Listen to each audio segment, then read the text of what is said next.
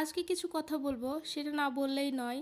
আচ্ছা, আমাদের জীবনটা কি এতটাই তুচ্ছ যে আমরা অন্য একজনের জন্য নিজের জীবনটাকে শেষ করে দিব জাস্ট 1 সেকেন্ডের জন্য? জাহের আলভী নাটক করে, ওনার স্ত্রী গতকাল সুইসাইড করেছে। খুবই দুঃখজনক একটা বিষয়। ছোট একটা বাবু আছে, তাদের হাজব্যান্ড ওয়াইফের মধ্যে কি হয়েছে এটা জানি না, তারপরেও বলবো যে মানুষের জীবনটা কি এতটাই তুচ্ছ? সে একটা মেয়ে হয়ে এত সুন্দর লাইফস্টাইল, এত সুন্দর একটা মেয়ে কিভাবে এই কাজটা করতে পারলো? সে বেঁচে থেকেও তার হাজব্যান্ডকে দেখিয়ে দিতে পারতো, কিন্তু সে এতটাই বোকামি করলো যে সে নিজের জীবনটাই শেষ করে দিল। ইকরা আপু যেটা করেছে এটা একদমই ভুল ডিসিশন। সে তো মারাই গেছে, কিন্তু তার হাজব্যান্ড, তার প্রিয় মানুষ, সে কিন্তু ঠিকই একদিন না একদিন বিয়ে করে নেবে, কিন্তু লাভে থেকে ইতিম হলো কি সেই সন্তানটা।